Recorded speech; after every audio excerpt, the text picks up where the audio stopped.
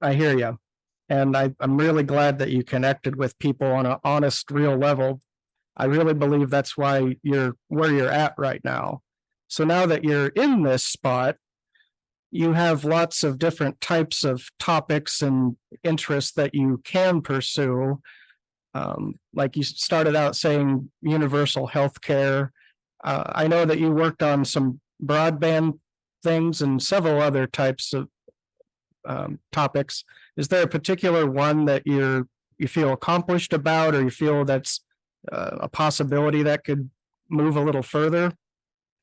Yeah, so I filed 45 bills this session. I got essentially nine bills passed, and I had two more non-omnibus packages, and then one is being heard by the Supreme Court. So I would say I was successful as a freshman senator. Yep. But I was disappointed in several of the things that I learned too. It's definitely, most of my bills are pushing a boulder up a mountain, and I'm going to have to build a lot of coalitions and really change people's mindsets of what our taxes are for, that our taxes are here to serve the people and what that looks like. I mean, I believe in public broadband. We need real competition. This is something people would pay for, but you would pay for it at the rate of what it costs instead of having, dividend checks for stockholders. This is not an idea that is popular with politicians, and it's definitely not something Comcast and AT&T want to talk about. But the reality is the state of Illinois is getting $1.2 billion from the federal government of our tax dollars to further out expansion of just broadband as a whole. There is no reason that couldn't be the government running that we use our tax dollars to lay the lines to provide the internet. We pay for internet services, and you don't have to pay for it a second time then. I mean, we pay the Comcast and AT&T to lay these lines, and then we pay for it again when we need their services. That's not how our tax dollars are supposed to be utilized. And so trying to get other people to agree with this, my constituents agree with it because they all want lower internet costs, and they want to stop these monopolies. These gentlemen monopolies that happen in our area where we don't have real competition. The only way that's going to happen is if we have a third provider. So yeah, I filed a public broadband bill, and a whole lot of that got rolled back to the point that what I settled for to get the ball moving was a study of what it would look like just to expand out our public universities, our libraries, and our prisons. So, and it moves our state IT into the direction of completing that once the study is done to actually realize that based on appropriations. So the study might come back and say, well, you need, $5 million to do this or whatever it comes back as, and then I have to go ask the General Assembly for that $5 million to make it happen. So that will be my next step, but it's a long ways from what I wanted to do. And some of those compromises I had to make was to agree that I wouldn't even study what public broadband looks like in our states. And I couldn't even study what it looks like in other states.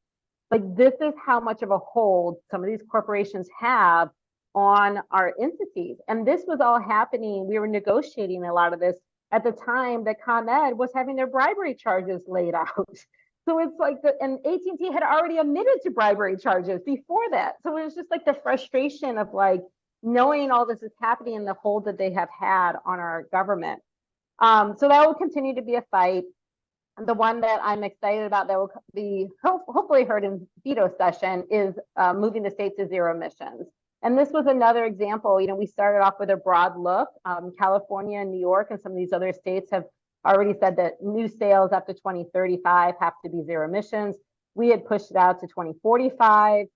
We ended up moving it back to just government vehicles. And even then, we had to cut out local government, law enforcement, PACE buses. I mean, it was like the list went on and on. IEMA, like emergency vehicles. And I was just like, well, good Lord, who's left? Like the lawn care guy? Like, who are we buying this car for? And so that was, again, some frustrations, but we're going to try and get this passed to start spinning that message that Illinois does care about its climate. And at the end of the day, what I've learned in this whole process is that the EPA has much more stringent. They want 70% of all cars by 2035 to be zero emissions, regardless if they're new purchases or not. So the manufacturers, once the federal government passes that, the manufacturers are going to have to really turn it around pretty quickly. That means that we have an opportunity for our state to bring on more of these manufacturers And Pritzker, our governor has been out in London to try and sign some of these contracts and get, even the components, like battery components made here in Illinois, cars made here. I mean, these are the manufacturing jobs of tomorrow that can really pay good salaries. But our state is so archaic in the thought process of what's happening all around us. Even when I sat down with Sicko and said, what is your guys' plan B? They said, oh, we're going to have gas cars forever. Okay, well, that's kind of a non-starter then. How do you have a conversation with someone who believes that? But I've learned a lot, and there's a lot of things I would like to make sure that we're doing. At the end of the day, I want to make sure the policies we're creating use our tax dollars to serve the people who pay them. Absolutely. So I'm going to switch real quick. I want to be respectful of your time. You've been giving us a lot of time, and I think we all are very, very glued to you right now. Very, Thank you. I can see people nodding their heads going, yep, yep, yep. So the subject of women's reproductive rights is controversial. Oh my. So yes, oh my, for some reason. So what should a citizen do in their busy schedule and their lives when we're all distracted with everything to ensure women can keep their health care rights? Well, in our state right now, it's considered safe.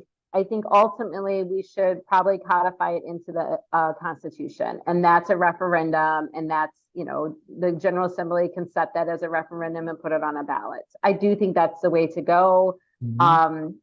Especially when we see states like Ohio try to do a referendum to, take away some of those rights by making it 60% to get referendums on. Now that did not pass, so that's a good sign that even a red state like Ohio is saying, knock it off, essentially. But, in other states, this is going to be much bigger fight, and it will continue to be a fight. I think that, our state has done a really good job of not just protecting mm-hmm. women's rights in Illinois, but also protecting people who come to Illinois, cross the border. Mm-hmm. we prevent things like viewing someone's license plate or responding information. We've got like a tornado or a thunderstorm going here. So if my internet goes out, that's why. But I think that we're going to continue to try and protect things where we can. Obviously, we're having to invest additional dollars in our budget, which that could be controversial because some people are saying, look, I would need our dollars to go to education, not towards somebody else coming into our state to receive healthcare services. But I think that right now, the solidarity that we need in Illinois and some of the other blue states is going to help some of these red states get to the point they need to be at. And if anything else, it's exciting women to get out there and vote.